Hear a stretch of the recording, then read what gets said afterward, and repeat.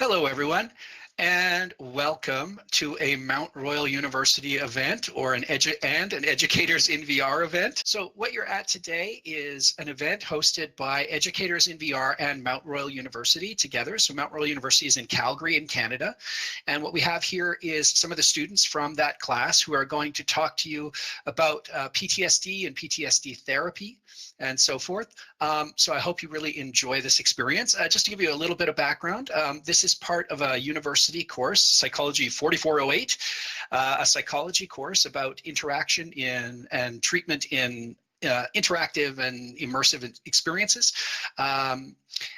I'm the professor who teaches this course, Anthony Chaston, and I have been collaborating with Laurel Van Fossen with Educators in VR for probably at least 8 years now. And she's been helping. We've been doing this course together and creating these experiences for these students. And so the last thing I'll just say before I hand it over to the students and their beautiful presentation today is that remember, this is an information event, not sort of like a formal training event. So we're going to be talking about techniques associated with PTSD therapy, but this isn't a formal training session to train people to work with people with PTSD. Remember, your presenters are university undergraduates. As much as anything, they're practicing how to present in a digital experience. That's part of what's going on here as well. So remember, I hope you enjoy the information, but it's an information session, not a training session. That's my disclaimer that I have to put on there. I think that's everything I have to say at the top. I hand the floor over to group number one. Thanks, Tony, very much for the introduction. Yeah, so welcome everyone to our presentation. We're going to be talking a bit about VR, medieval battlefield PTSD therapy. So we went with a medieval battlefield as to avoid any triggers and just to kind of make it more educational and less about actual war and, you know, stuff that might not be so fun to talk about. So if you kind of turn your attention to this first big slide here, you can just see that it's going to be Nora, Drew, David, Gabrielle, and myself, Braden, or Squidward. Go by either today.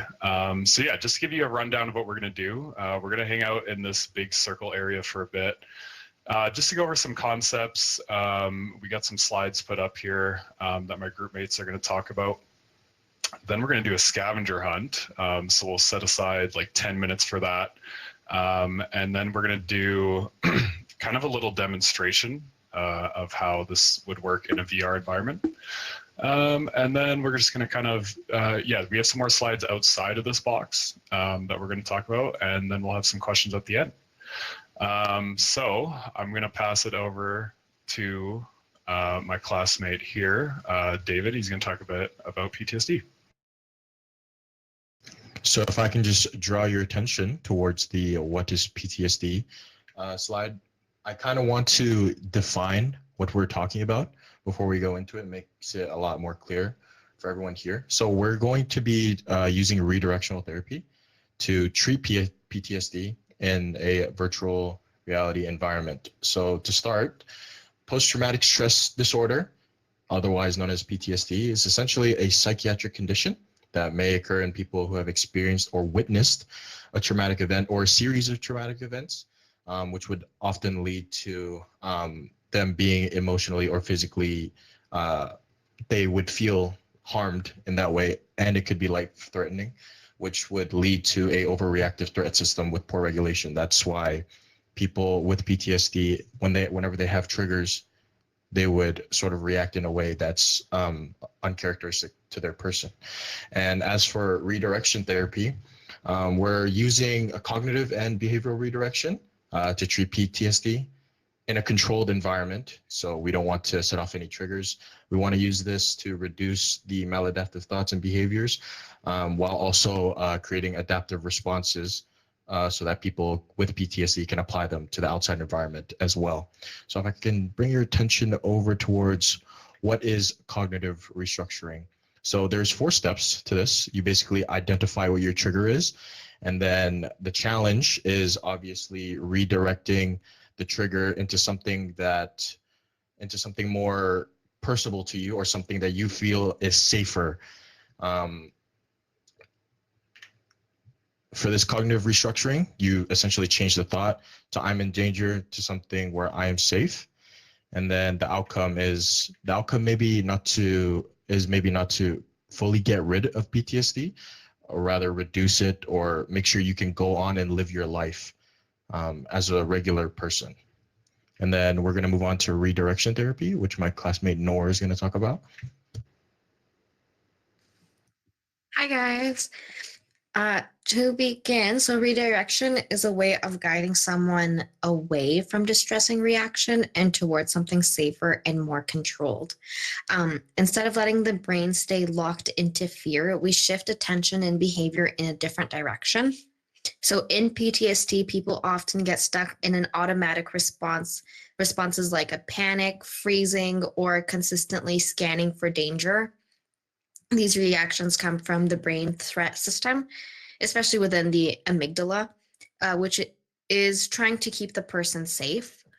But the issue is that the system can become overactive. So even when the person is actually safe, the brain still reacts as if there is danger.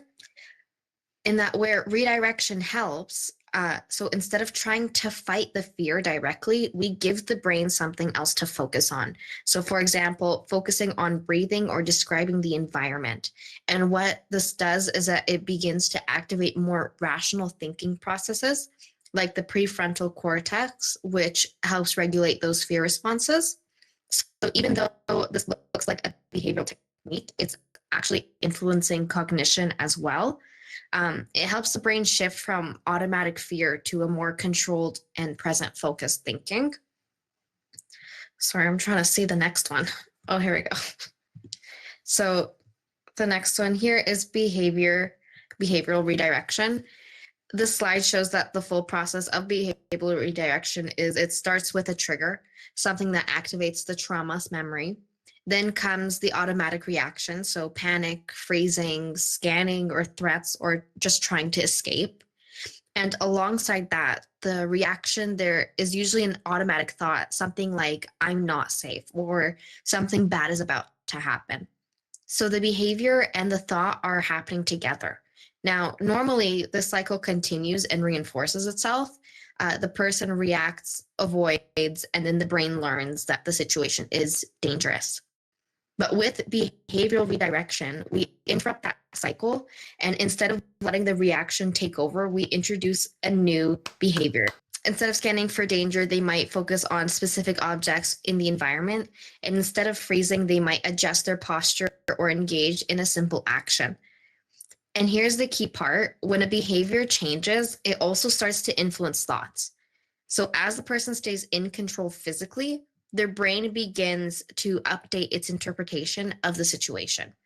So instead of reinforcing I'm in danger, it starts to build a new belief like I can handle this or I'm actually safe. So behavioral redirection isn't just about actions, it's also indirectly reshaping cognition. And in VR, this becomes even more powerful because the person is practicing this in a realistic environment, not just imagining it. And then for the next slide on why it works. So why does it actually work is that there's a few key reasons, and they involve both behavior and cognition. First, it breaks the avoidance cycle. In PTSD, people often avoid situations that trigger them, which prevents the brain from updating itself about safety. So cognitively, the belief stays the same. This is dangerous. But with redirection, the person stays in the situation. And that gives the brain new information that the situation might not actually be dangerous. And then the second one is that it reduces a negative reinforcement. Normally, when someone avoids something, their fear goes down, which teaches the brain that avoidance is the solution. But with redirection, they don't escape. They stay present and their anxiety gradually decreases on its own. And this helps reshape both behavior and thought patterns. The brain starts to learn, I didn't avoid and nothing bad happened. And finally, it builds new learning. Through repeated experiences, the brain begins to rewire itself. The amygdala becomes less reactive, and the prefrontal cortex becomes more involved in the regulating responses. So instead of automatically thinking I'm in danger, the person starts to develop more balanced thoughts like I'm safe or this is just a trigger. So overall, redirection works because it changes behavior in the moment, and over time, that leads to changes in how the person thinks and interprets situations. So when we combine behavioral redirection with cognitive techniques, we're not just helping someone cope in the moment, we're actually helping retrain how their brain responds to fear.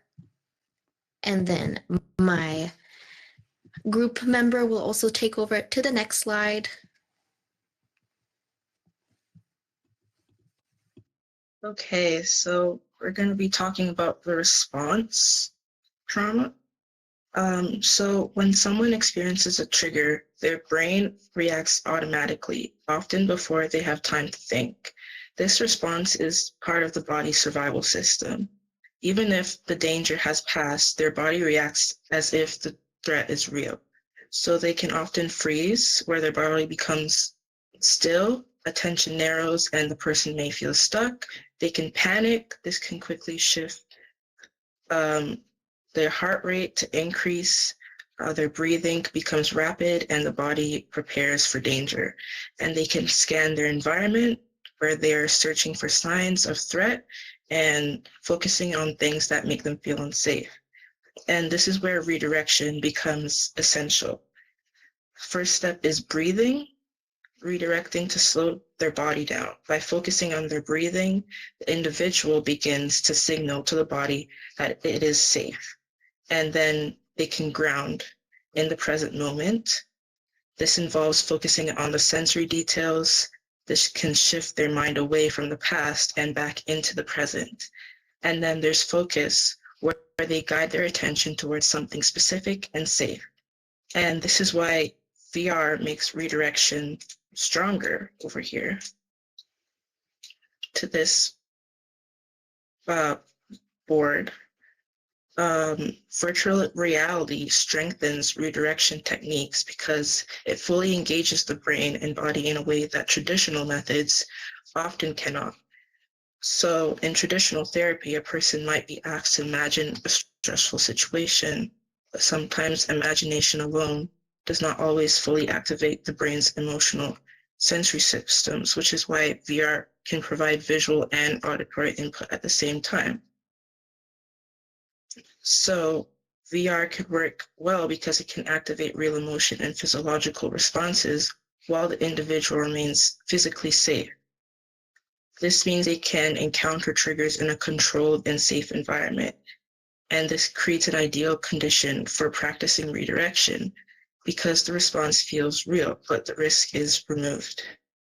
Because VR creates a more realistic experience, redirection techniques become more meaningful and effective. Shifting attention, grounding through the senses, or reframing thoughts in VR feels closer to real life. This helps individuals transfer those skills more easily outside of therapy. And even though we can use VR, we cannot erase trauma, but we can change how the brain responds to it. And we can now hand it over to Braden. Okay, so we're going to do a scavenger hunt now just to kind of get you guys moving around and also be able to kind of explore the world. So if you come over here by me, we have 9 items. You can see them here. We got a Christmas tree, a snowman, a pylon. This is a DNA molecule, a fire hydrant, a backpack, a soccer ball, a soap bar, and a witch's hat.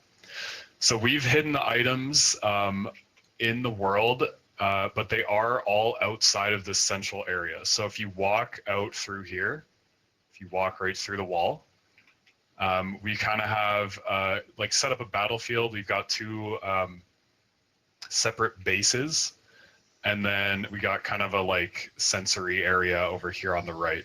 So basically it's all fair game. So I'm gonna say we'll let you guys just run around, see how many you can find, and then we'll bring it back in the middle at like 4:05.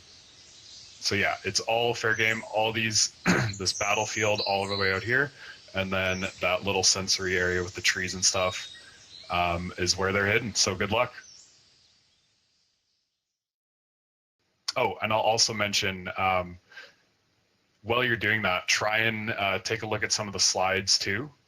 We will be going over them as well formally, but maybe just think like, you know, if you were someone, let's say you were a knight from this age, what's some symptoms you might be feeling if you were actually in a battle?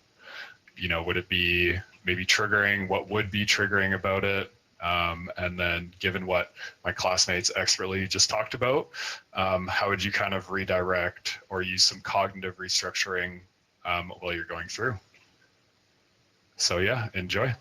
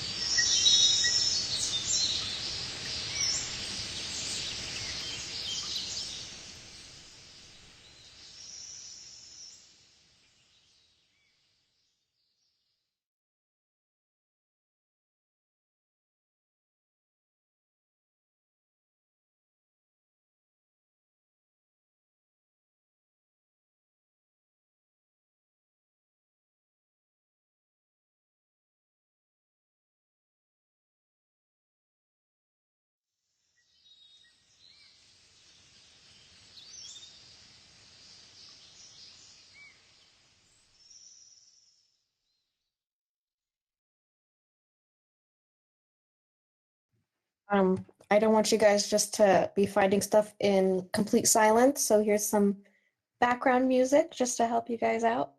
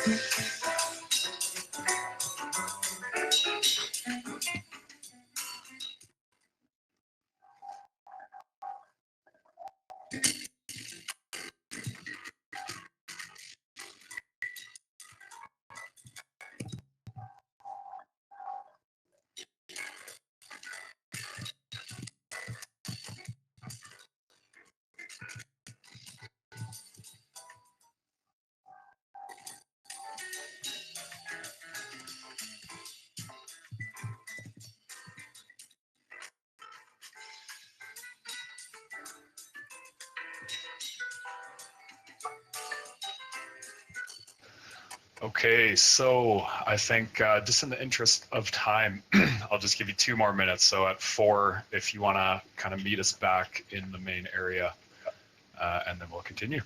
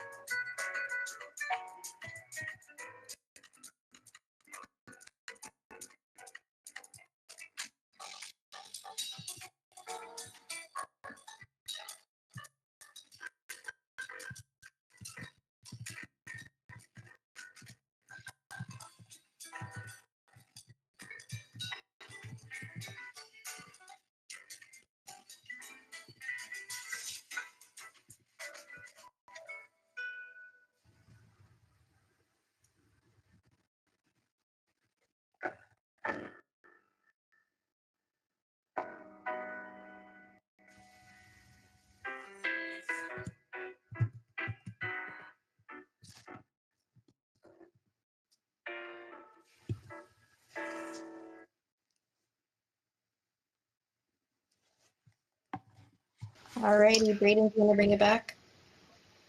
Yeah, so if we all want to come back to the main area, and we're going to see who won. So you got the most.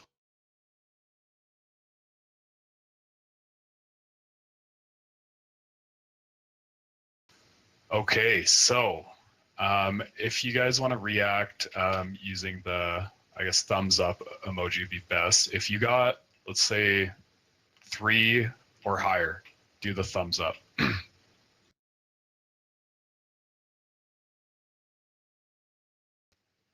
Okay, we got some scavenger hunters here. I like it. What about let's say 5 or higher? Anyone get 5 or higher?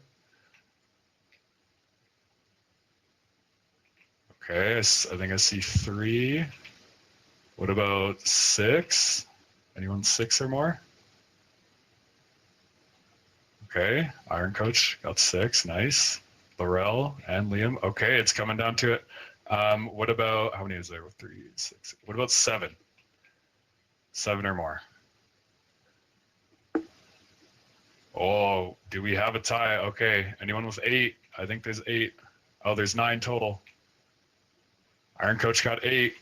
Laurel? All right, Iron Coach is the winner. Let's give her a round of applause.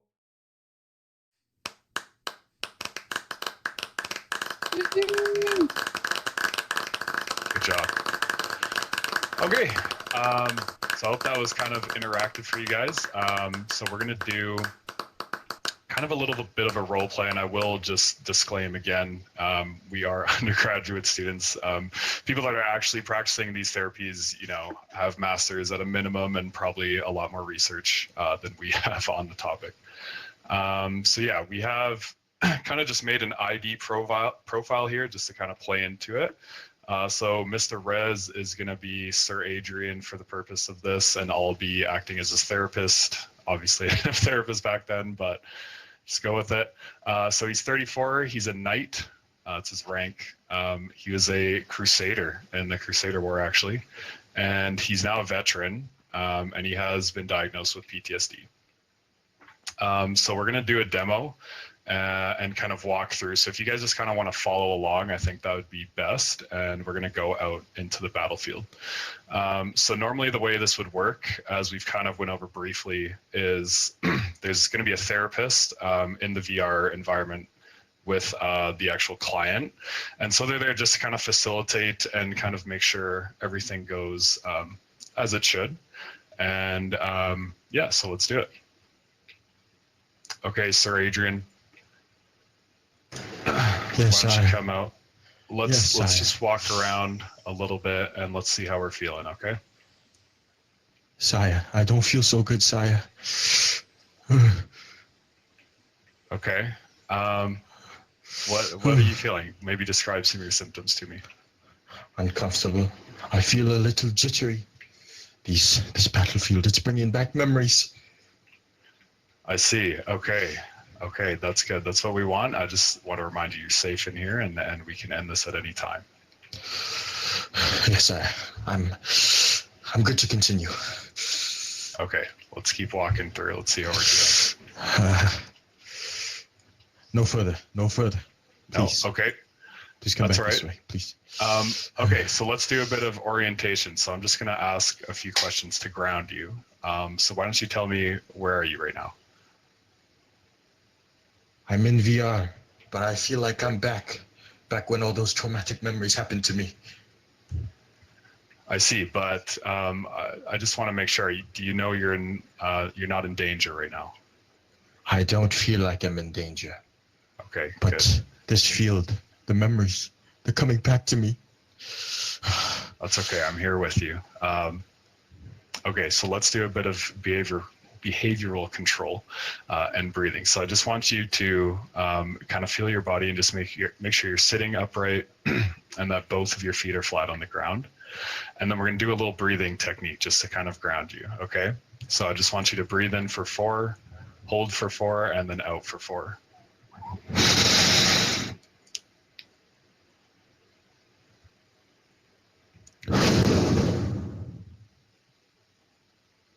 Good. Are you feeling a bit better now? I'm feeling a little better. That's good. Okay, why don't we try doing a bit of attentional redirection too? So I just want you to look straight ahead and just name an object in front of you that you can kind of focus on that isn't related to anything in the battlefield. So maybe let's do a tree. How about? And I just want you to kind of describe some of its features just to kind of take your attention off what you're feeling. It's long. It's dark.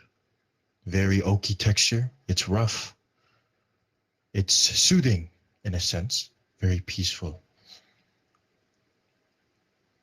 Good. And how are you feeling now? Are you feeling a bit better being in the battlefield? I'd say I feel a little more calm, yet the memories are still present. I'm reminded of them the longer I stand here. That's good. I think you got a bit better, and so we can end it there if you're comfortable. Yes, please. Let's end it here. All right. So obviously, that's kind of a baseline of how the sequence would go. Obviously, you're not going to be treating PTSD for any medieval type battle, but you guys kind of get the idea. Okay, so moving on, if you guys follow me, we're going to go over to this fort over here and talk a bit more. I have a quick question. For sure. Of our lovely patient. Right now that this is, he's been through a historical battle that's 1,000 years old or something. Does it make a difference for somebody who's been through modern warfare to desensitize in a war that is not of their time? Yeah, like we just made this one medieval just to kind of, I guess, take it a little more lightheartedly. Obviously, if it was like a patient, Absolutely. yeah, Brilliant. if it was But a is patient that from is that modern. something that's done? I'm just curious if that's done, because if it is, it's really novel and I love it. Honestly, I don't know exactly if it's done. I'm sure it might be, but we just kind of thought for the purpose of this demonstration, why not do it medieval and make it kind of fun? Because some of the topics can be obviously pretty heavy. But yeah, if it's done in therapy, I have no It's idea. brilliant. I hope it is. Yeah. Yeah, it's really brilliant. And I think there's like a gap in the market that this could fill. This is really brilliant. All right, thank you. Thanks for the question. We'll have to trademark it. Maybe we can get it to market. Yeah, so if you guys follow me over to the fort here, and I'm just going to go over activity-based redirection. By the way, the DNA, for anyone that's curious, was right in here if you missed it. Okay, so yeah, activity-based redirection. So this is like the use of interactive activities to engage the thought process. And so yeah, you want to encourage physical movement and participation.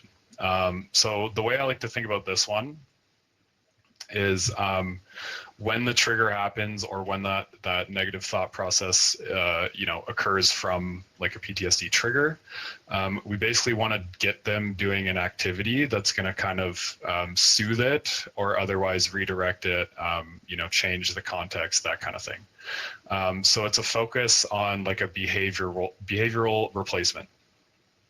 So a good example would be, like let's say there's a teen engaging in self-destructive habits. Instead of those habits, we would try and change that, replace that behavior essentially with journaling. And then like basically the mechanism is to substitute the behavior. So it's all focused on the behavior. And in PTSD, that is something that is seen as the thought processes do like kind of display as behaviors in some ways. So it's essentially replacing that behavior. So if we go back kind of to the middle, our guy David, Sir Adrian, or Mr. Rez, he's got 3 names now. He's going to talk a bit about distraction-based redirection. Come to the middle. Come to the middle. Okay, cool. I got everyone here. So distraction-based redirection, it's pretty self-explanatory. It essentially involves shifting attention away from something that would cause stress and introducing something that's completely unrelated and engaging to the person. So the entire focus of this would be immediate emotional relief, and we want to replace stress with a competing stimulus that is seen as a comfort to the person. And this would work well for anxiety, pain, or emotional overload. As an example, giving a child a video game when they're upset, or asking someone to watch a funny video during like a panic that they might have or that set them off. That's essentially the idea of distraction-based, distracting yourself from something that would cause you stress by doing something else. And so if I could take your attention over here, follow me. My friend Squidward, he's gonna explain attentional redirection as a subset of behavioral redirection. Yeah. So yeah, if you guys group over here, I got a slide up. So yeah, attentional redirection, it is a form of behavioral. And so essentially this one, the way it's different is it's all about the attention that person has. So it's mainly taking the thought process, taking the attention off of the negative thought process and shifting it onto like something else essentially. So a good example would be, to redirect your anxious thoughts into like a breathing technique, kind of like we did earlier with Sir Adrian. And so it's all about what the client's or the patient's attention is on. So obviously, PTSD trigger is going to be quite attention demanding. And so the technique is essentially trying to take their attention and focus on something that is going to be self-soothing.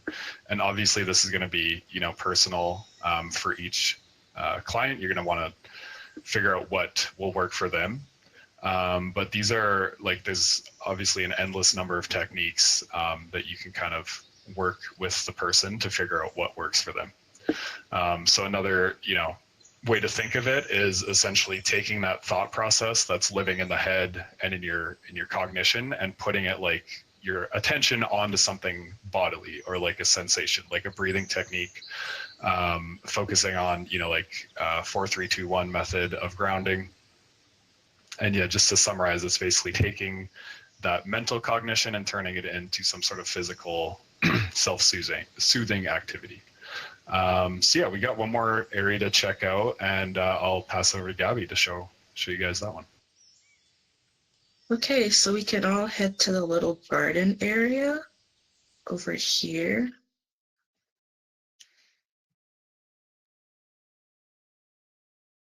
And we will be talking about sensory-based redirection, which is using grounding techniques to calm, focus on physical sensations, sounds, and sights.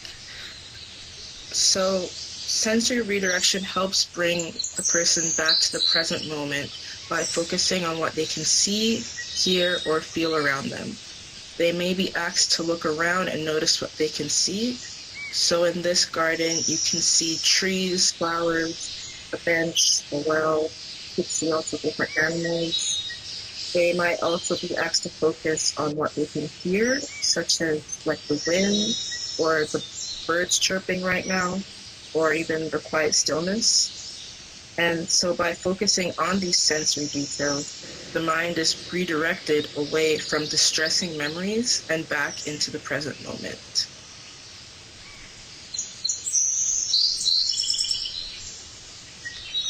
And I can hand it back to Brayden. Okay, yeah. So I hope you guys kind of enjoyed our little demonstrations and are feeling a little more grounded. We want to kind of make it interactive. So Nora has kind of set up, I guess, some discussion points. I could be wrong on how she's going to frame them. But yeah, I'm going to just pass it to her, just kind of do a debrief.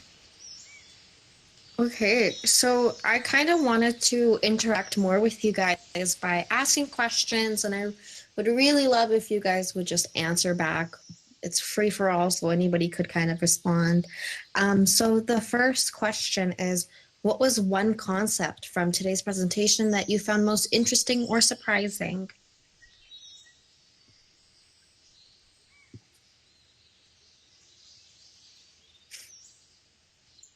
Oh, good. Hey, can you hear me? Yes. I had heard of redirection before, but I hadn't heard of kind of the distraction-based redirection. And I thought that was cool that could be a useful tool just to kind of do something enjoyable or not related that could take your mind off of it.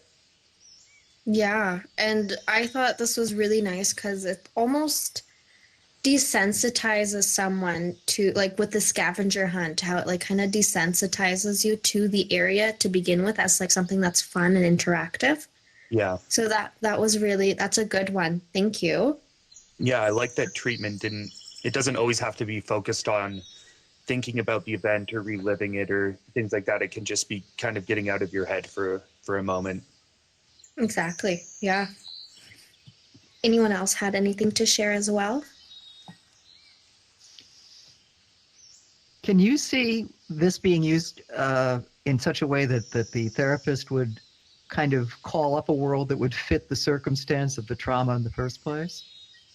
Yeah, I definitely can see this going into a more professional way of treating PTSD in a way because when you're putting someone back into a situation where they may have to relive their experiences, at least this is a way for them to interact, but also know that this is not dangerous and that they can stop whenever they feel comfortable.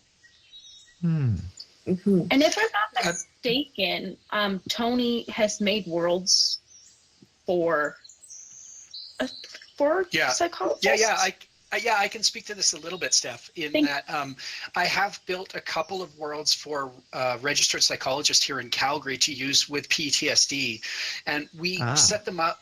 We set them up specifically so it was this graded exposure. So it was sort of, think like a cabin in the woods. It was that kind of a thing with a big scene. And the event that had caused PTSD happened in the mountains here near where we are in Banff.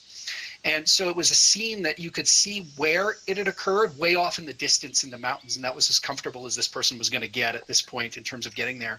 And so what we did is we started inside the cabin, and then the cabin had almost like a spiral hallway that had more and more windows as you went. And then you eventually got to a room that was kind of like a living room with all windows. Then there was a patio you could go out to, and then you could go fully outside, and then you could see the vista.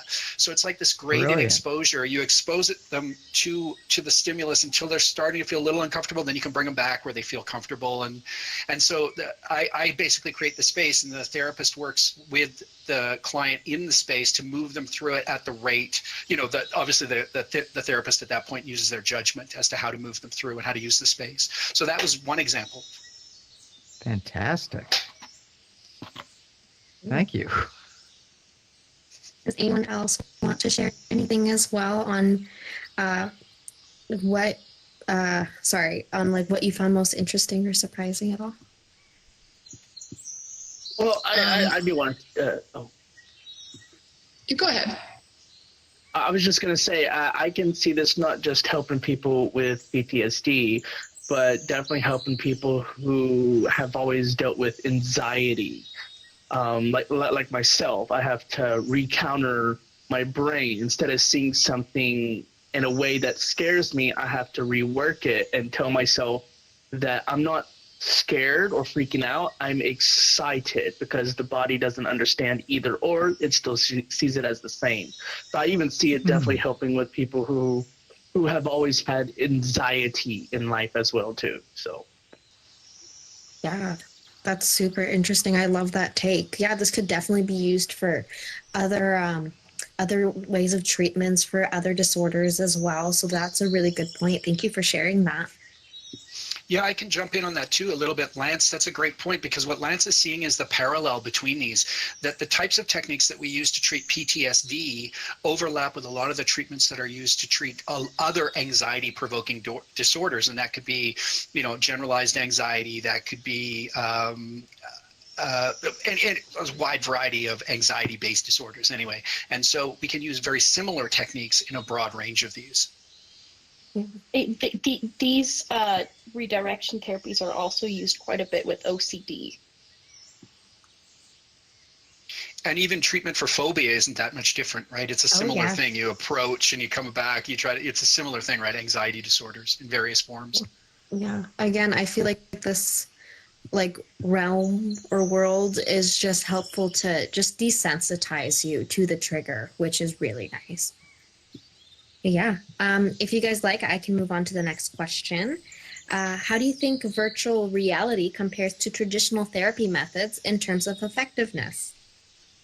Because I feel like this is a more interactive way and a different way of imagining things and actually seeing it in front of you, which is really nice. And you can't really do that too much in a sit down or just talking over the phone with the therapist. Yeah, and also I'll someone would jump in if sorry. But yeah, just one thing I learned that I thought was pretty cool is just how safe this space can be. And just I guess the diversification of it and how wide ranging it could be, because you could, like Tony has done, just built a space for any, specific client, and you can tailor that exactly to how they need it. And, you can ask them what are their, comforts and all that stuff. So I think it's really cool, and probably very applicable, for many different people. Yeah.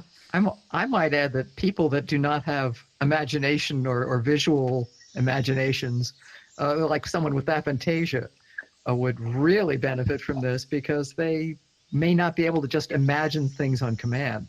Whereas if you're here, you're here. Mm-hmm. And that was a really big thing for us going forward with creating a space. Yeah. Yeah, we talked about this a little bit in class, right? That idea that these VR spaces create both flexibility and control. So if you want to expose someone to a stimulus that may be anxiety provoking, you get perfect control over how much exposure they get in here, because nothing does anything in here that you don't expect it to do, right? Because you set it all up. So you get that beautiful control, because with this type of therapy, if you give them a little too much exposure, you just scare them more and you convince them that they were right to be terrified about the whole thing. And if you don't give them enough exposure, right, that's not helpful, right? You just reinforce it. And if you don't give them enough exposure, they don't get that sense of, oh, I felt a little, but then I was under control and I got self-efficacy and I was in control of it, right? So you have to find that little balance. And that's why it really often needs to be done by someone who's quite trained and knows what they're doing, because it's that subtlety of exposure that is the trick. And this VR provides a tool that allows that kind of better control of that exposure. So that's one of the other big benefits in here. Yeah. Thank you for that, Tony. That was really good. So I'll move on to the next question now. So for which approach do you think is more impactful? Changing thoughts or changing behaviors? Or do you think that they'd work best together?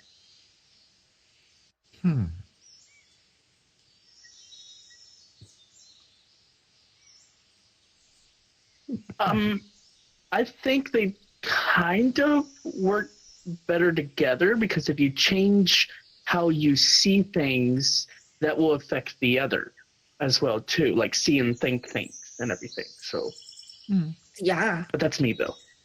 Yeah. Behavior is below the default, so that would be more automatic. So if you can change the behavior, thoughts would follow, wouldn't they? Yeah.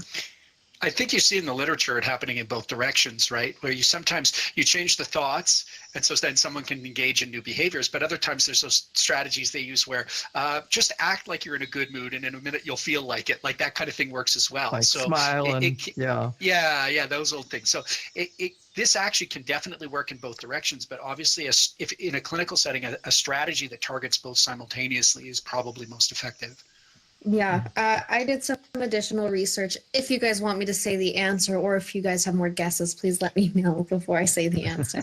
Any more Jump in, Nord. Okay, so both approaches are important, but they are best work together. So changing thoughts can help reduce fear, while changing behavior helps reinforce those new thoughts through experience. So, for example, if someone acts calmly in a situation, their brain begins to update its beliefs about safety, which supports cognitive change. So yeah, Tony, that's almost exactly what you're saying.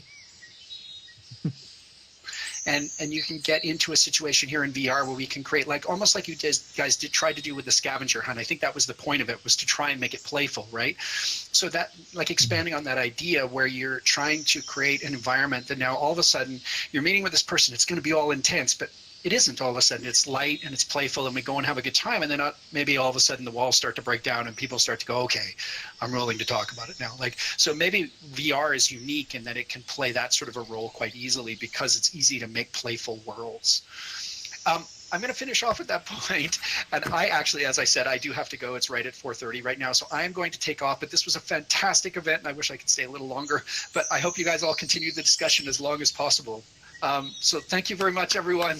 I really appreciate it. It was fantastic.